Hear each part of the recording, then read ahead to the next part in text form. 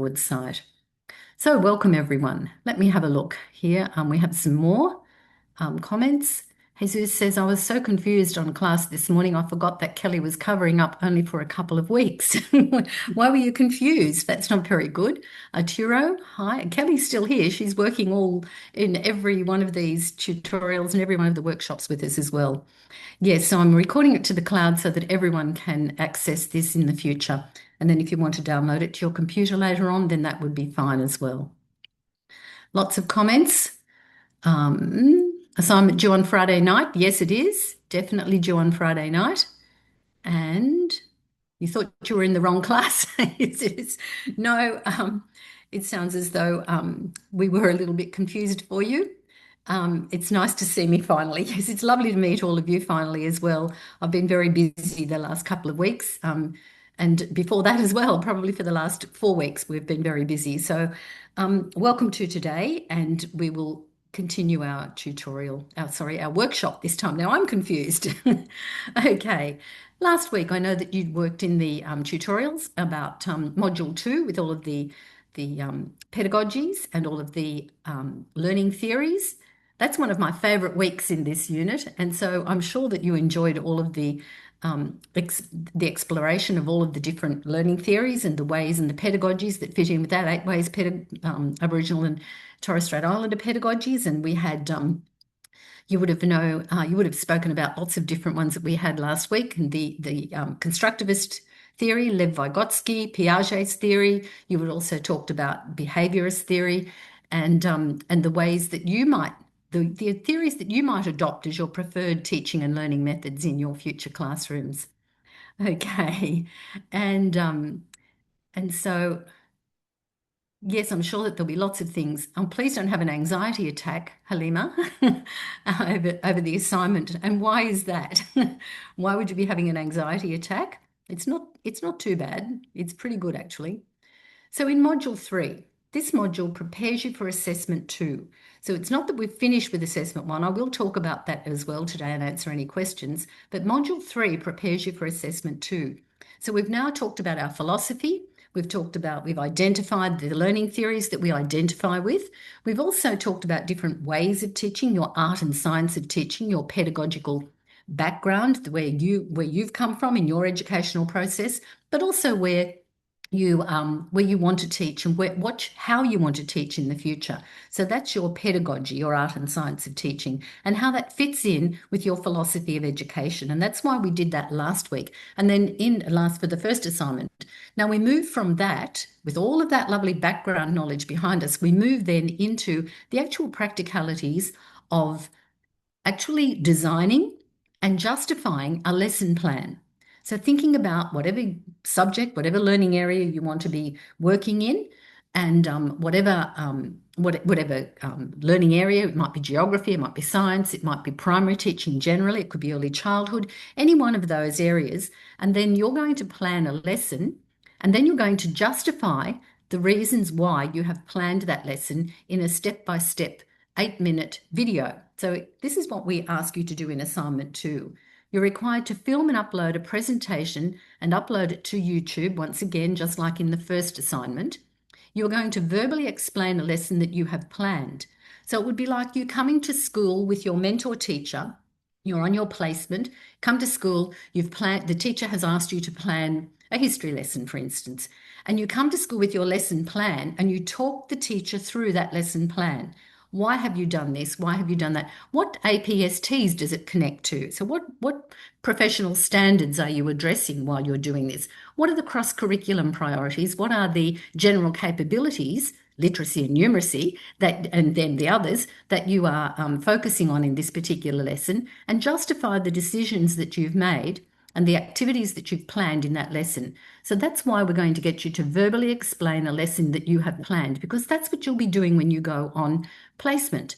The teacher will say, show me your lesson plan a day before you're to teach it.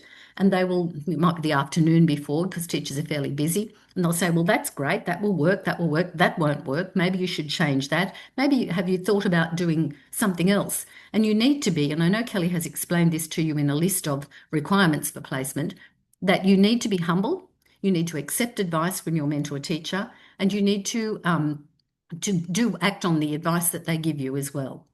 So you will explain in this second assignment, you will explain the selected outcome or the content descriptor, where you got it from, the NISA document, the West Australian document, SCSA, the Australian curriculum, where you got the information from or where you got this from to teach to this particular class. So the lesson's learning intention. Why did you choose that learning intention? What is it? How are you going to know that it's going to be achieved by the students? And that will be evident in the success criteria that you put in your lesson plan. And you need to talk about those things on your video as well. And also your prior student learning. And I will go through all of this in a moment with you. Okay. Bradley says, are we able to use theories other than those? Yes, of course. Yes, if you know of some other theories, there's connectivism, there's critical theory, there's so much. Connectivism, what are the other ones? Social interactionist theory, so many of them. You like Bronfenbrenner? Yes, that's where the child is at the centre and all the circles go out. Yes, definitely. But it wasn't listed in the last slides. I could try to apply the same ideas to other theories, but would like to stick if that's allowed. Yes, and Bronfenbrenner is very much constructivist approach and also very much looking at the social interactionist theory, isn't it? Looking at the effects of each level of society that has right up to the government on the learning of an individual. Okay, so it doesn't have to be based on our selected subject. So if you're going to be a high school science teacher, it would probably make sense to design a lesson around a high school science lesson catered year 7 to 10. Or perhaps if you have a failure in primary, why? Because you might be able to use this lesson in the future. We're trying to make this as very useful as we can. So think about that. Okay, so you'll also think about prior student learning. So what do they already know? Because you need to be able to assess what they already know and then move on from there and find their zone of proximal development, their ZPD, and you will be the MKO, the more knowledgeable other, in the designing of this lesson, and you will be the expert in the classroom, you will be the leader in your classroom. And then you will design a lesson that looks at their prior learning and then moves them through their zone of proximal development onto new knowledge and to acquire new ideas and to learn. And that's what we want. You will also justify your choice of teaching strategies and resources, including your plans for differentiation. Because we know that not every student of the 30 in a class, not every student is exactly the same. Some students will have a disability. Some students will have a diagnosed disability, some will have an undiagnosed disability. Some students will have English as an additional language or dialect. Some students will be from a different cultural background. Some students will be Aboriginal and Torres Strait Islander background. And so we need to think about what will be the best possible strategies, teaching strategies and resources that will engage the students, that will encourage them to learn, because if they're not engaged, they're never going to learn anything. To engage them, to encourage them to learn, to make them have fun, make them have fun, that sounds a bit fun, to allow them to have fun in your lesson. Because if they're not engaged and having fun, then they're not going to remember anything. So we need to think about what the essence of teaching really is. And you've identified your philosophy, your hopes and dreams for yourself as a teacher. You've already done that in assignment 1. Now you need to take this and put it into this practical experience of a lesson plan. And then you talking about how you're going to enact that lesson plan to make it the very best learning experience for your students. And that's what we want in this unit. So teaching strategies and resources that you're going to use as well. And thinking about how everyone is different. Even as simple a thing as perhaps designing a worksheet that starts off really simple. So you might have the must do section of the worksheet. Then you might do the can do section. Then I used to call it the wow factor. If you can get to the wow factor in this worksheet, and it might have lots of instructions and things like that, or lots of little boxes for them to choose. But after the explicit teaching, the modelled, the guided, the I do, the we do, then the you do, if they go to do it themselves then, and they really can see that, and I've seen this happen so many times, they can see the benefit in moving from the must do and the can do through to the wow, let's get all of this done. So, and let's learn some more. And that's a really beautiful trick, if you like. It's a beautiful encouragement to allow students to want to do that. And I haven't even introduced myself, but I used to be a school principal. And when I retired, the university asked me to come and work for them. And I've been here for quite a few years now, and I'm still loving every minute of it. So teaching is something that if you don't have it as a passion, then you might as well not do it because it's hard work, but it's so rewarding. And so we want you to think about that the whole time that you're designing your lessons and then thinking about how you're going to put it into practice and sounding enthusiastic on your video as well about your future as a teacher. That really helps the markers too. Any questions so far? Have you had a look at module 3 yet? So we usually go quickly through the module and then we mostly talk about the assignment in the workshops. That's what we're here for.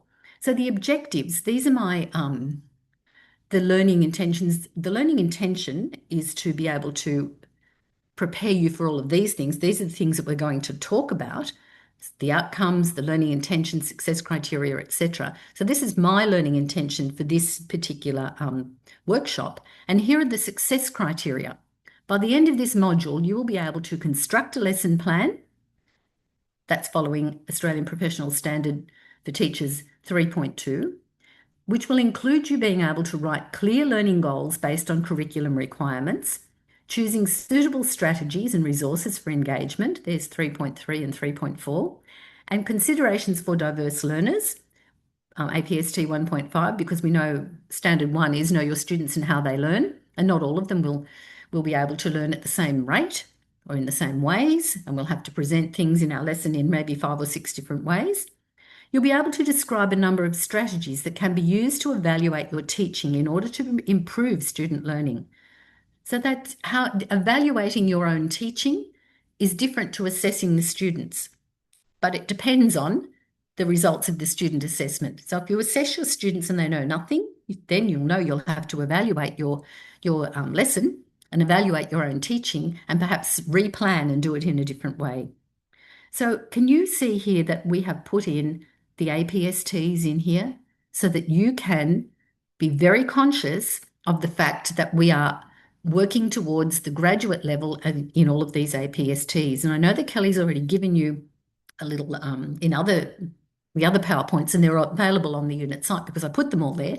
The little poster at graduate level of all of the APSTs that you have to achieve. And when you're on your placement, when you're on prac on your placement, the teacher will assess your teaching on those indicators, on those focus areas on the APSTs. So they will look at every one of them, and that's what your report is structured like. You have a report that's written with every single APST, and you can get a demonstrated and exceeding expectations. You can get a not demonstrated, and nobody wants not even one of those. And then you can get NA. It may not be applicable at that moment. Like, for instance, the one that says has contact and discusses with parents, things with parents. You probably won't do that on your placement, especially your first placement. You won't be talking to parents. You leave that to the mentor teacher because sometimes things can get mixed up and people can give wrong information. So let's begin. Let's review assignment 1 in the next slide. So really that's what module 3 is going to be all about. Okay, so I know that you've talked extensively about assignment 1 in the last 2 weeks. And perhaps if you thought of a goal that said, I will create learning environments that empower students to reach their individual potential, if that's what your goal was, here are the APSTs that I would relate to those and that we would be able to. In module 1, we could talk about Mbantua Declaration and what we want for Australian students. Now, over the years, there's been the Melbourne Declaration, the Hobart Declaration, and the Adelaide Declaration. So about every 8 or 9, sometimes 10 years, all of the governments, all of the ministers for education come together and meet. In 2019, they all met at Alice Springs in the Northern Territory, and the Education Declaration for Australian students was formulated again, was revised from the Melbourne Declaration 10 years prior to that. And so what we do when all the governments meet, all the state governments come and meet the federal government ministers and the education ministers, and they review the Education Declaration. And there's only 2 goals in there, but there's a lot of information. Also, In Module 1, we looked about the Code of Ethics for teachers in Queensland and in New South Wales. They're very similar. And of course, the ACARA. So if you're going to be a teacher in Queensland, you'll talk about these. If you're in Western Australia, you would probably look at the SCSA, the curriculum. In New South Wales, it's NISA. In Victoria, it's the Victorian syllabus. So whatever state you're going to be teaching in, we're happy for you to use that. The Australian curriculum is like that big umbrella that goes over all of the whole of the country. Here's some readings. The Churchill reading, Teaching Making a Difference. Best textbook I've ever seen about teaching. Has a lot of real life stuff in there and it's very good information. Module 2, this person has looked at, we've decided to talk about constructivist theory. Student is an active participant in their learning, working with the teacher to create achievable goals. And working with the teacher there screams GRR. And the I do, we do, you do. And so that's really what we've picked up from Module 2 there. Liberationist theory, students are not passive recipients of knowledge. School excellence framework is there as well. Every child is known, valued and cared for. Students are well supported. So this is like this is a little mind map here that then you could use to create your assignment 1. So the readings, things that we may have come across in the module, if an individual learner is able to gain insight into their own thought processes and come to understand better the ways in which they learn, they are better equipped as learners and likely to make good progress.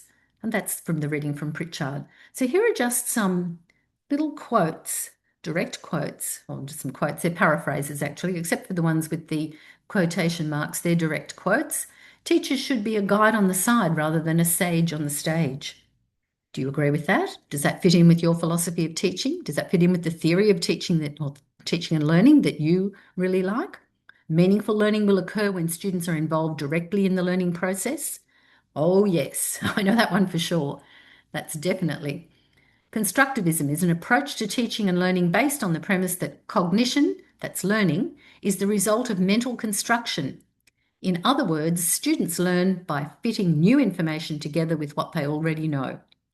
And I think if we had the model, Schifrin's model of Atkinson and Schifrin's model of receiving information. You've probably seen it in other units as well, where there's a big funnel and in comes the information, and on the working desk, there's a little character there throwing out things in the bin that aren't necessary, but filing things in the big filing cabinet next to them according to what is meaningful and what is connected to past learning, because that's how it happens. So have a look at these lovely readings that we've supplied for you in the My Readings and also in the unit site. And perhaps you can use some of these in your assignments, maybe in assignment 1 and 2, maybe in assignment 2 does as well. Here's some, only a little, was that an answer, Ben, to a question that I asked? Thorandi said, does it have to be based on our selected subject? No, it doesn't, but it would be useful to have a lesson plan already planned around your. Mandy says, sorry, I'm late, work ran later than expected, no worries. Had a question about assignment 1. There was a list of frameworks and standards mentioned in Module 1, APST, General Capabilities, CCPs, SCU Code of Conduct, etc. In my essay, I only mentioned APST's General Capabilities and the Mbantua Declaration. That's in your rationale, is it? Yep. Do I have to mention the CCPs and the SCU Code of Conduct too? No, you don't have to mention all of them, but it's a really good idea to demonstrate when you're writing a rationale, you need to show off to the marker what you know.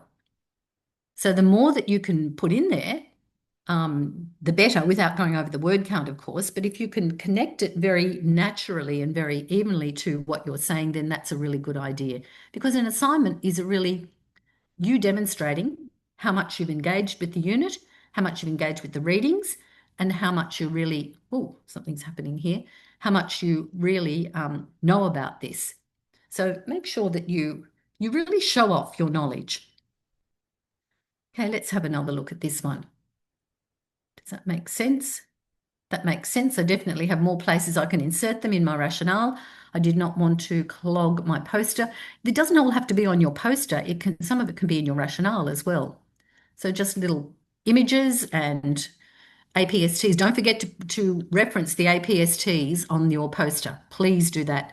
And I've had many emails and many messages. I haven't actually looked at the discussion board today. I've been very busy.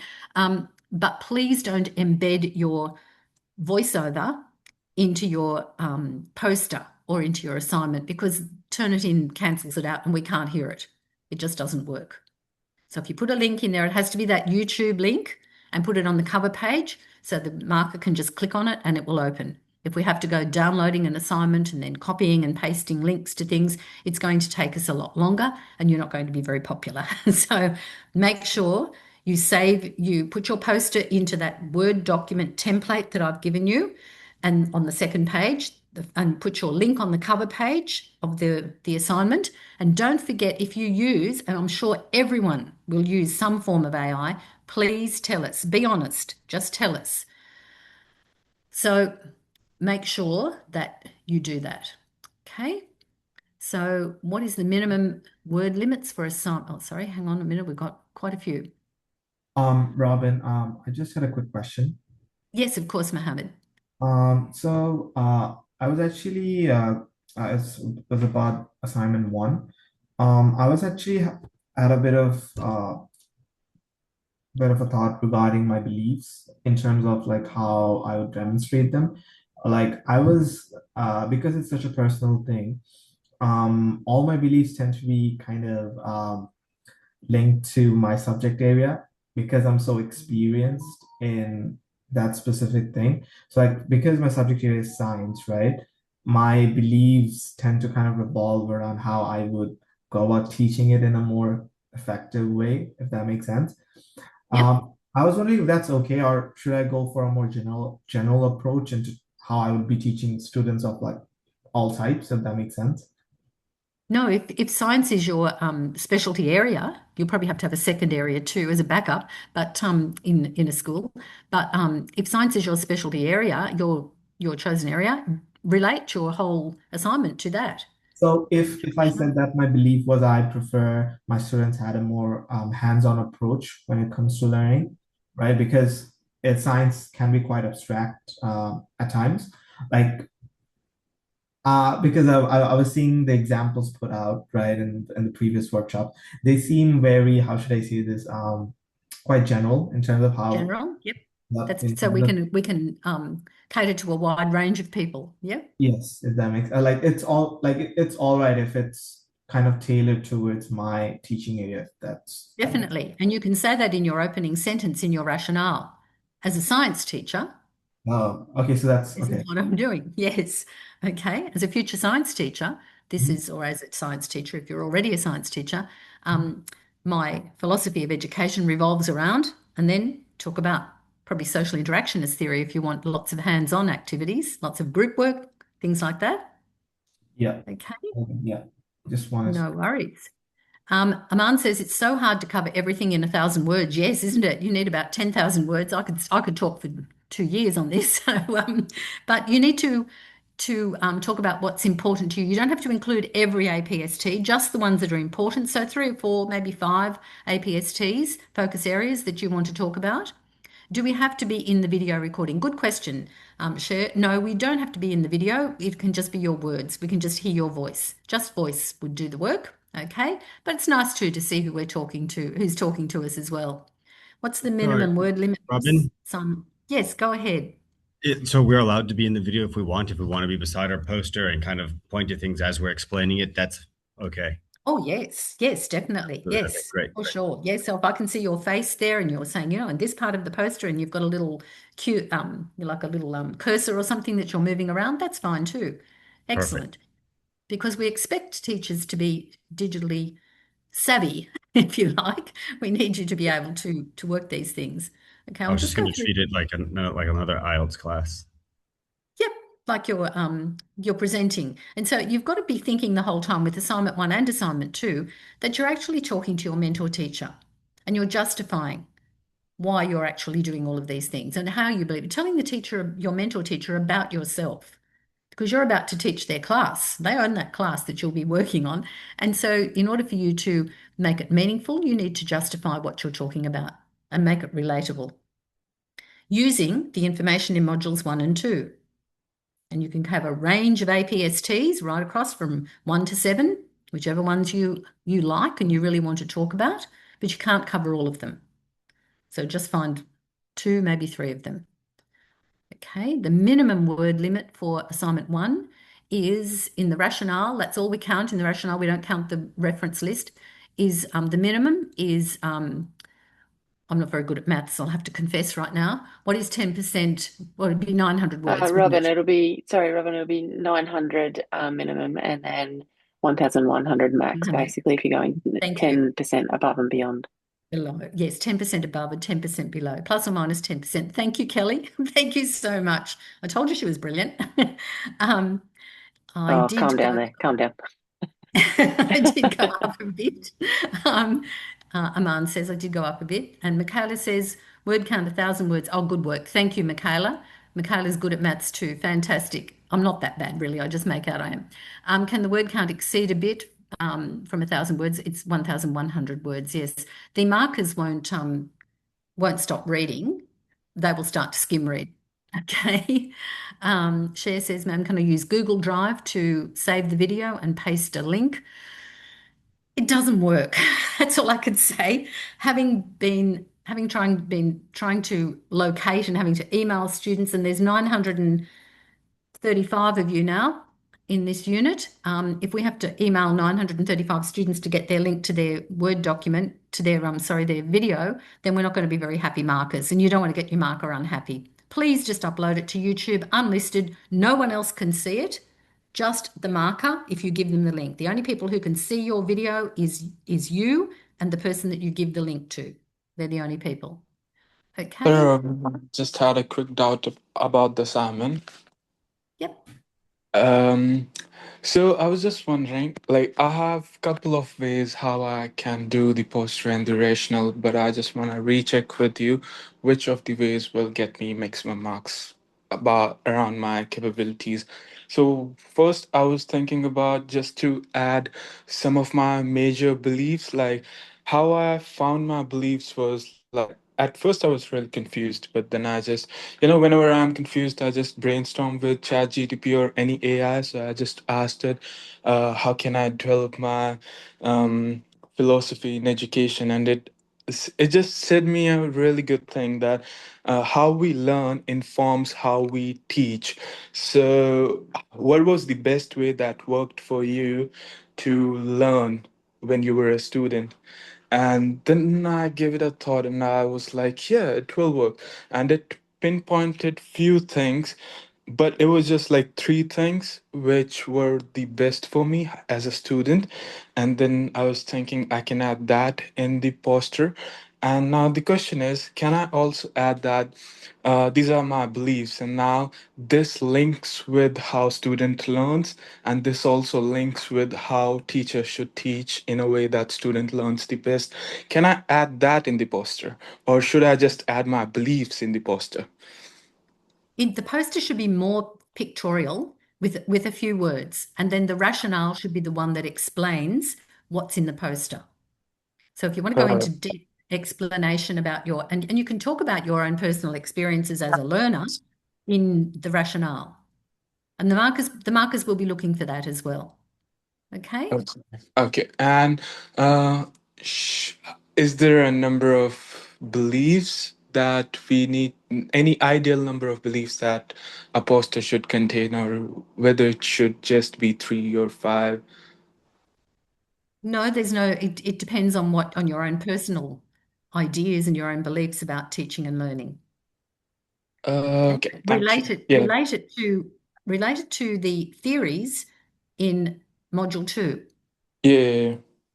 All Okay, right. so you can relate your experiences. If you experienced behaviorist theory in your schooling and you like that and you think that's great, go right ahead and talk about that. If it was more social interactionist, where you worked in groups, talk about that.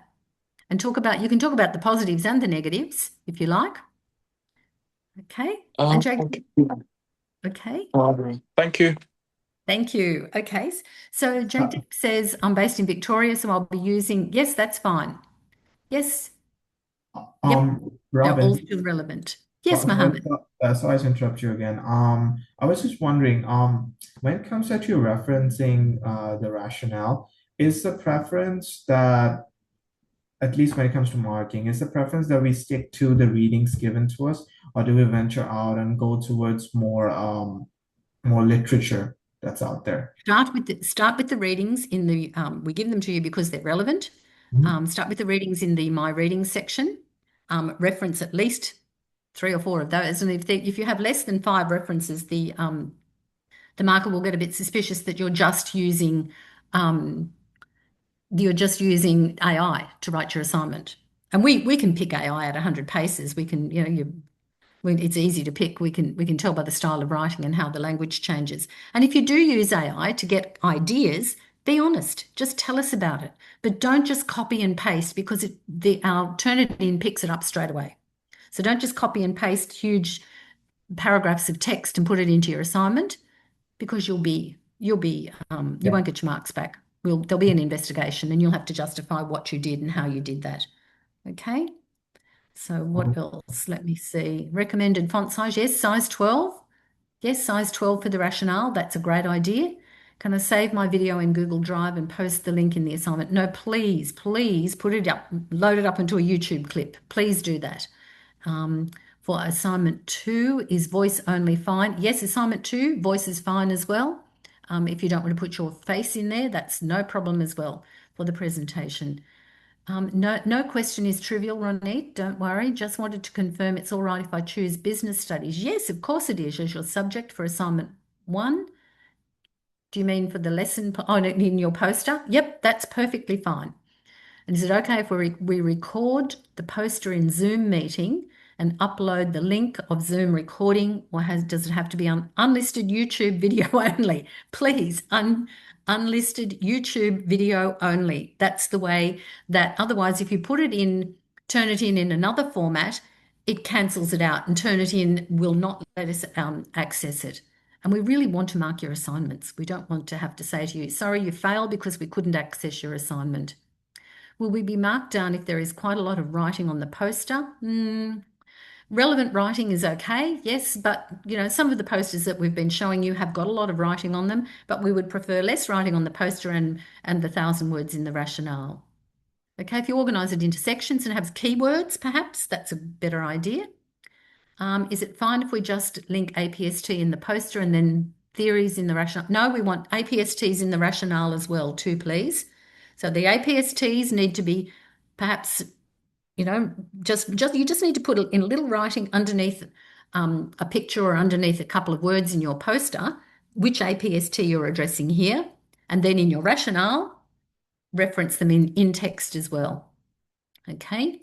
I've created my poster on Canva. Can I use the voice recording function on Canva to record my voiceover and then upload it? Yes, please. That would be perfect. Thank you, Michaela. Excellent. All right, then you've got the link there. You don't paste it into the PowerPoint. Just paste the link, put that link, that YouTube link. All I've got to see is that YouTube link. I'll be very happy if I see that. Put that link on the cover page of your assignment, the first page, and then the marker can open it and look at it. Okay.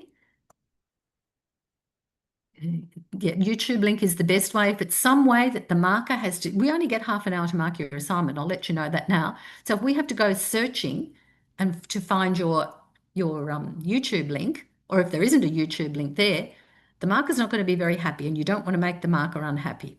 Okay. It said to use PowerPoint, but it's also said, yes, you can use PowerPoint, Canva, Prezi, whatever you like. Okay. I'm getting lots of things. If ChatGTP was used as a prompt, does that need to be informed? Yes, it does. Yes, definitely. If you use ChatGTP as a prompt, definitely. Okay, so I might ask Kelly if she will answer the discussion board.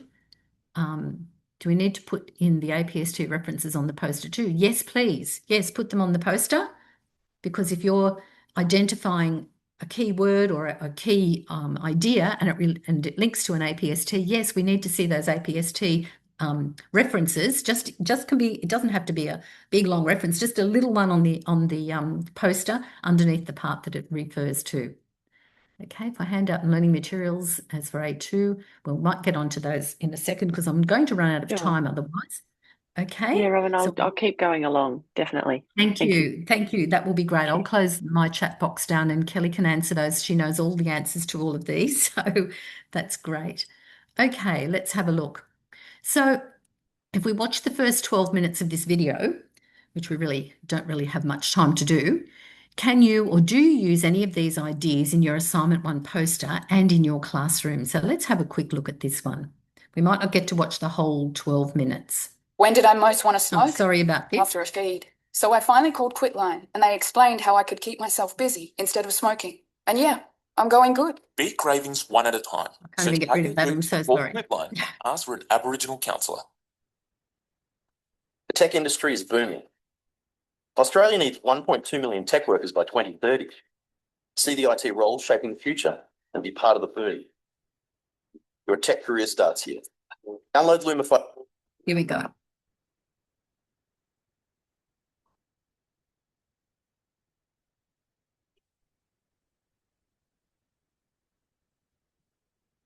I have one of the best jobs in the world because I get to work with people who are fun, funny, energetic, creative, and insightful. And they happen to be 14 to 18 years of age. I really do think kids keep a person young. And I think that's probably why when I'm in the presence of adults, I sometimes don't know how to act, so you'll forgive me. So, inspiring the students of the future.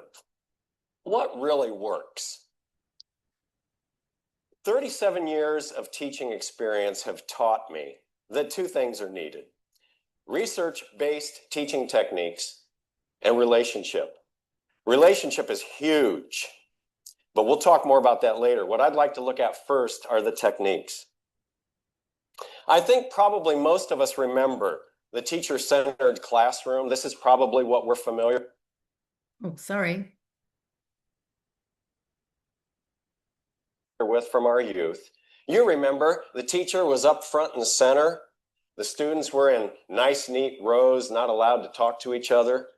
And the teacher, the source of authority, downloaded information to the kids who regurgitated it back up on a test designed to measure how much content they could remember. Now, I have to admit, I love lecturing, but my students don't always love it. It does not always inspire.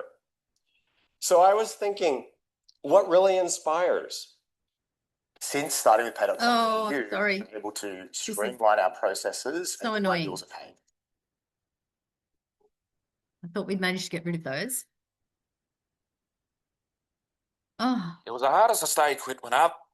Years ago, I was doing lunch duty at school, standing in the lunchroom, being visible, watching kids go through the cafeteria line. And as I watched the kids going through the line, it occurred to me, they love having choices. And so I said to myself, maybe that would work in the classroom. Let the kids have choices. And so that's what I did. I converted my classroom to a situation where student choice was a big part of the room, along with 4 other C's: collaboration, communication, critical thinking, and creativity.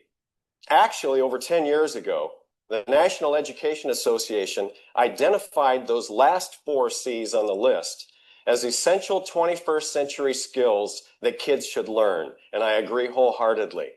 I've added choice to the top of the list, not as a skill for kids to learn, but rather as a characteristic of the classroom. By choice, I mean a situation where many learning activities are available to students, designed to meet the many diverse learning styles that they have. And the kids love it as much as they love choices in the cafeteria. Now, I think we're made for learning this way. Imagine our early hominid ancestors out looking for food. Don't you know that finding and tracking that woolly mammoth required critical thinking and problem solving? It definitely required collaboration, teamwork. I mean, you wouldn't want to do this by yourself. No way. And collaboration required communication. And then I imagine those people sitting around the campfire at night, reliving the adventures of the day's hunt. They must have had smiles on their faces when they were retelling the story of the hunt.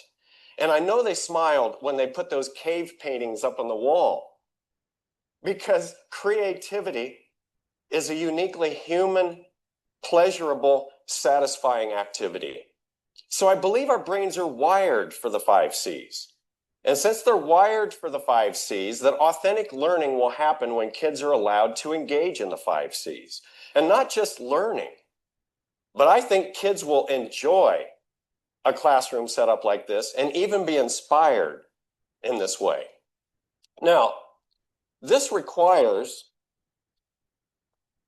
a classroom setup based on the 5 C's requires a shift from a teacher-centered classroom to a student-centered classroom. And this requires the teacher to remove him or herself from front and center, becoming more of a guide on the side rather than a sage on the stage.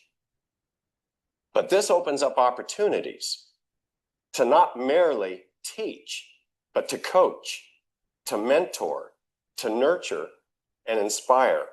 And that's why I love it so much. When did I most want to smoke? Okay, we might just have a look at that part of the video. Those 5 C's are very, very interesting and very important. And how do they fit in with your lesson planning? So we need you to think about that. Is there collaboration in your lesson, or will there be collaboration in your assignment 2 lesson plan? Did you think that collaboration and perhaps communication, did you think how important that might be in your philosophy of learning? Your philosophy on your poster? Maybe you could have added it to that. After a Maybe speed. not. So I finally called So we'll Quitline. turn this off and we'll move on to the next slide, if I can, which is ways to put it all together. So this is our last look at assignment 1. And we can have a look here at ways that this person to put it all together, or ways that we can put it all together. This teaching philosophy, it has words on it, but it also has some pictures as well. The Mbantwe Declaration states that the teacher must hold high expectations of all students to promote excellence when the Classroom Education, but that's the Classroom Education Council 2019. This makes sure that students have confidence in their capabilities. I will foster, and there's another reference, I will foster an environment where all students are able to confidently approach new ideas and challenges.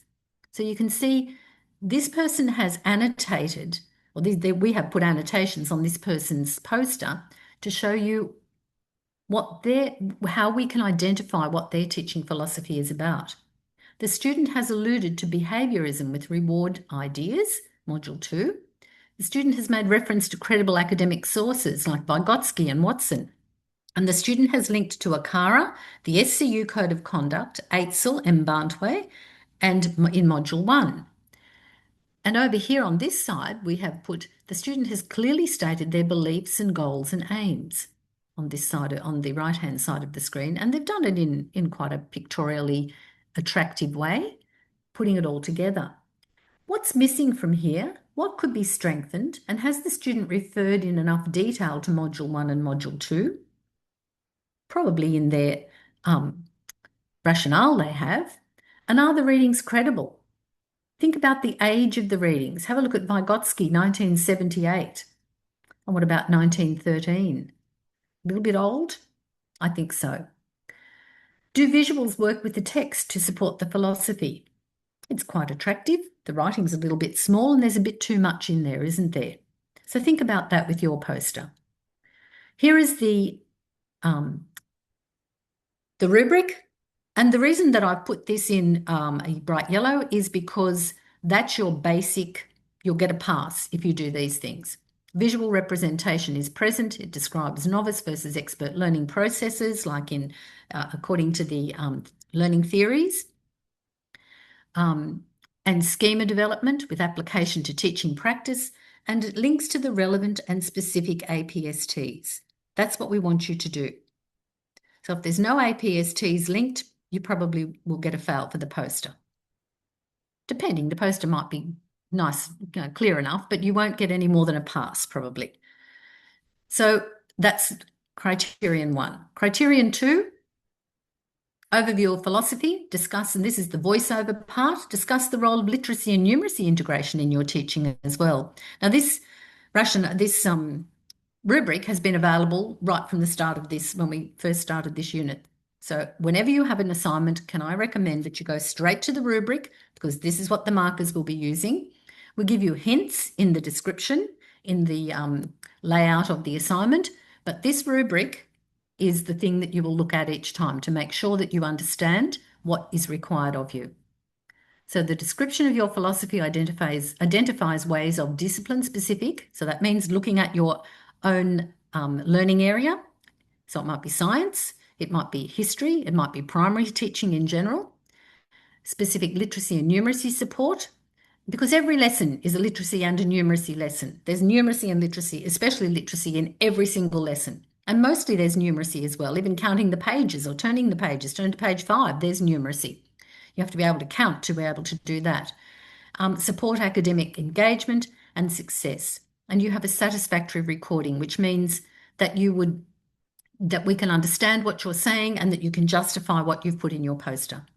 This one references, you reference theories or frameworks, and I'm only showing you the pass. I'm only talking about the pass criterion, but I really want you to get the HD one right up at the end here. Recognise the importance of background knowledge and cultural capital in student learning, and reflect on the significance of ongoing intercultural development and reflexivity for career-long growth. So how are you going to do that? Once again, you're probably going to talk about the APSTs in there as well. Criterion 4, demonstrate understanding of structured teaching practices. And this is important. How are you then going to put that into your pedagogical practice, your pedagogy, your art and science of teaching?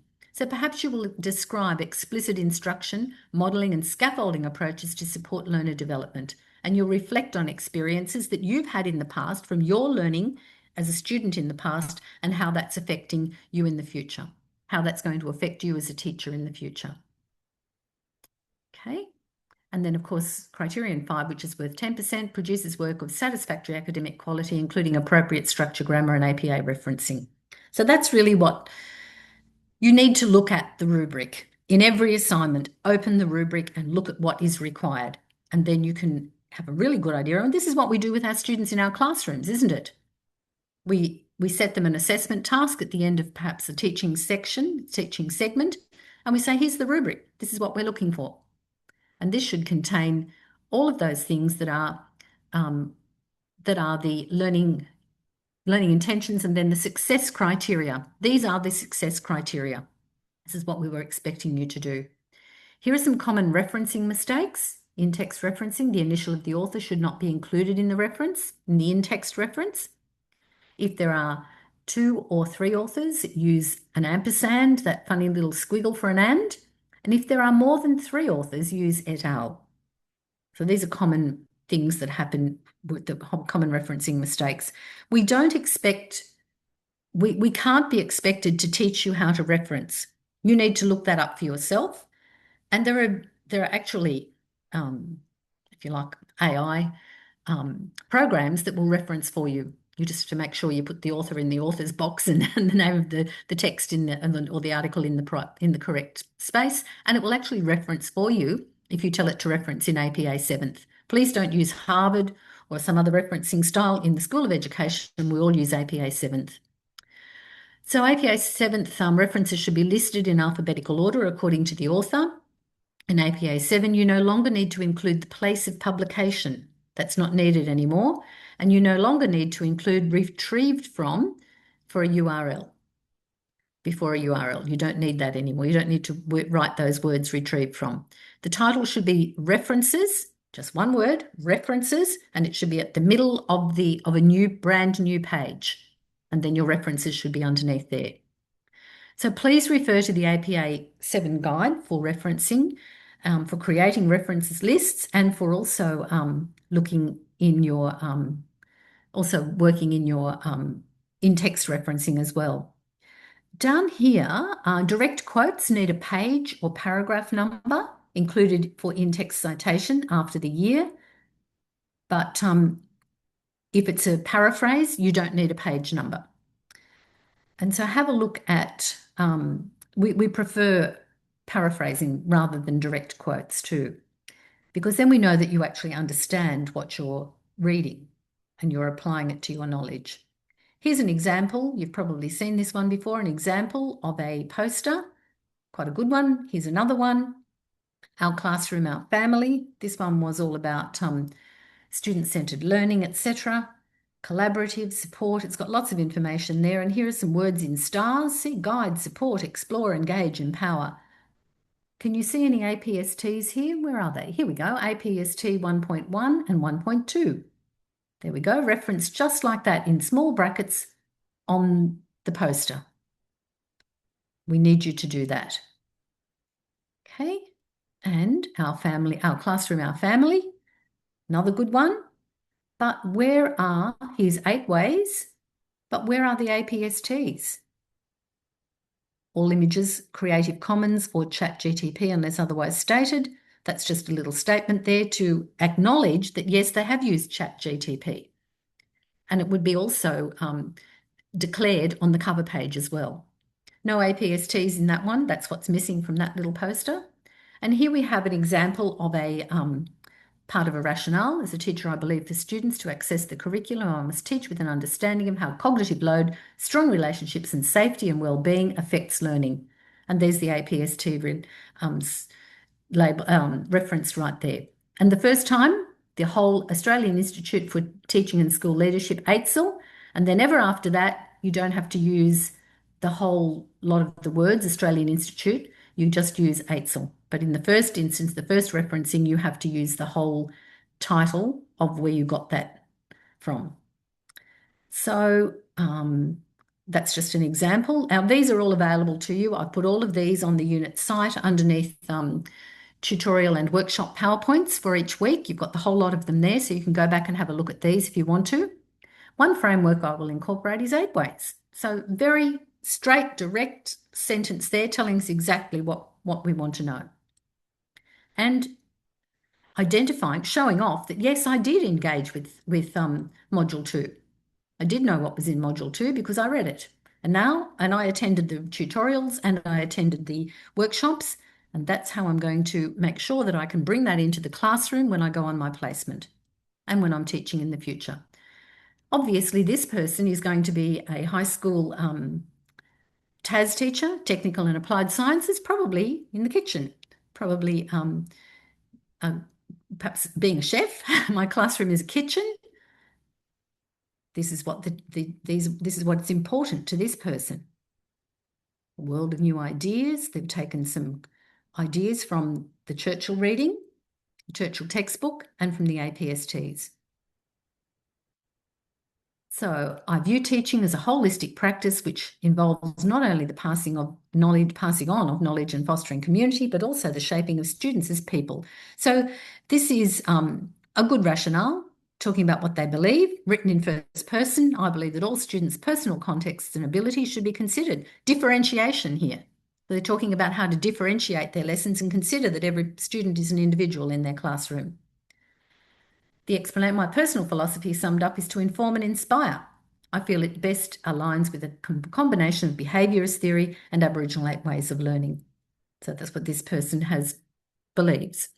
Just because the marker doesn't believe in the same theory that you do doesn't mean that you're not going to get a good mark. You just need to justify what you think. That's what we're looking for.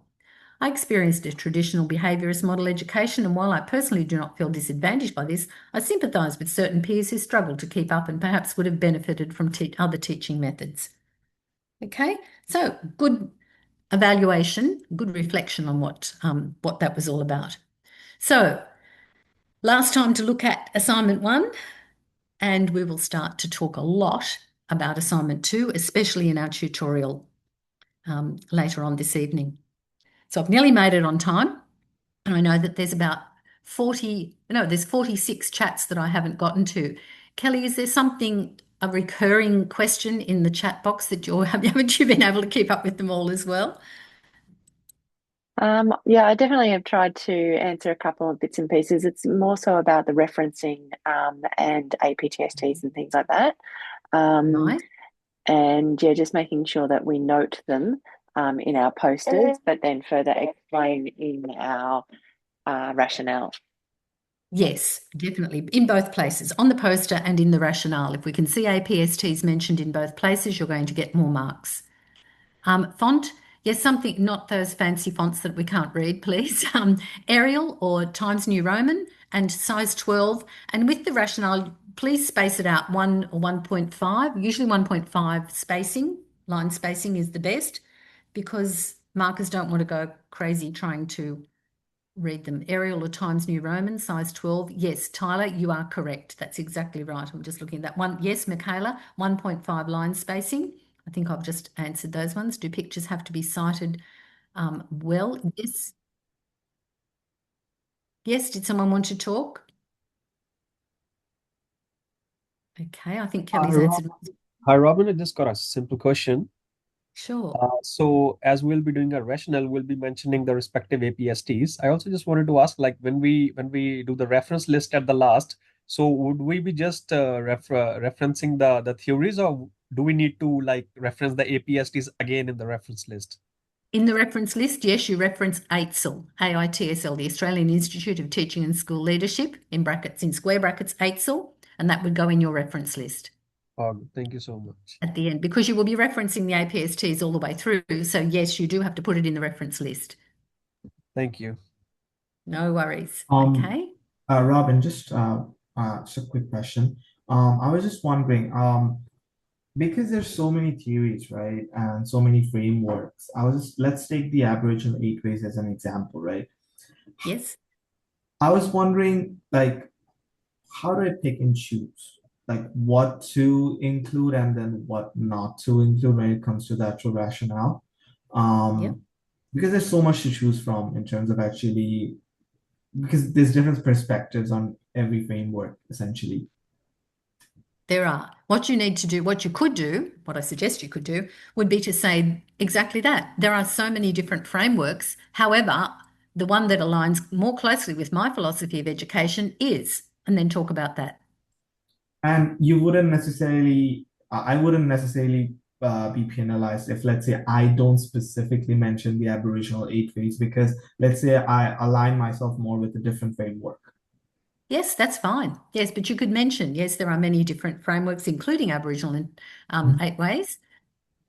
But for my in line with my philosophy, I find that my philosophy aligns better with, and then whatever it might be. Yeah. Okay. Okay, that's fine. Okay, so let me see. So I look forward to seeing you again next week and also in the tutorials. I'll be actually on campus this week and also in a couple of tutorials tomorrow. So I'm just reading a couple of these here. So it's been lovely working with you this evening and lovely meeting you for the first time. I forgot to introduce myself, but I am Robin Edwards. I used to be a school principal. I'm also a mother of 9 children, grandmother of 24, and great-grandmother of two, nearly 4. So I like kids, I like children very much, and I enjoy being an educator. So here's a good question. How many references should be good?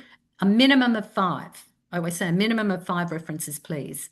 Okay, and I think Kelly's probably talked about that. Do we need to Sorry, explain Robin, both? there's a one more quick question. So when we Yep. see the assessment section in the learning side, over there it says that you need to introduce yourself, like you have to introduce your name, your course, your specialization in your rationale. Do we really need to do that? No, not in the assignment. You don't have to. I think it says introduce yourself on the discussion board, doesn't it? It says introduce yourself, your course, what inspired you for taking teaching, and your specialization. Oh, okay. Yes, I understand. Yes, yeah. So you can just a couple of sentences about that, why you wanted to be a teacher, because that's basic. That's the basis of your philosophy, isn't it? Yeah. Sorry, Robin, we spoke a little bit about this last week, I think, or the week before. Even just at 1 or 2 sentences regarding your lived experiences, possibly. Oh, yes. I see what you mean. Yes, definitely. Yeah, I'm sorry. maybe. Yep, go right ahead. Yes, Kel, you can talk about that. Yeah, Yes. sorry, just 1 or 2 sentences about your lived experiences, and that will help link in sort of possibly who you are and why you chose teaching and things like that. So that might help that way, maybe. Yes, definitely. Yes. And we can see where you're coming from, where your philosophy is based. That's a great. Quick question. That's So good. do we have to link it to any particular specialization of course that we're interested in or passionate about, or we can like link all of this like in general with the theories and just the poster and the rationale, if that makes Yes, sense. yes, I understand. Yes, if you're going to be, as I think I said before, if you're going to be a science teacher, you'll probably link it to your science teaching to make it more specific, but you can make it quite general if you want to as well. If you're going to be a primary school teacher, you'll teach all key learning area, all learning areas, won't you? Does it matter like if I write about, for example, human like business studies and sort of related to human resource, for example, or marketing, for example? Oh, yes, definitely. You can do that if you want to. Yes, definitely. Thank you. Yep. We want you to be individuals. And we need business studies teachers in schools, definitely. Just on the Okay. tail end of that question, I can also link it back to English and ELICOS, and I can kind of use a Venn diagram to show the overlapping educational values between both. Definitely. Yes, that's a great idea. Yes, your poster will be very interesting. Sounds good. Very creative. Good work. No pressure, no pressure. No, oh, just I writing your have to go name down. teach class, Robin, but thank you so much. It was really nice to meet you. Thank you for answering my question. Thank you. Thank you for participating. And thank you, everyone. I'm a little bit over time, but I can talk, so I just don't stop. So thank you for this week. And I think I think Kelly's answered nearly all of the questions on here. There's so many of you that we've actually got two people running the workshops from now on because there's so many of you. So thank you for being so understanding with our huge cohort of students. So thank you so much. And I will be back for the second workshop at 6 o'clock. Thank you, everyone. Have a lovely evening.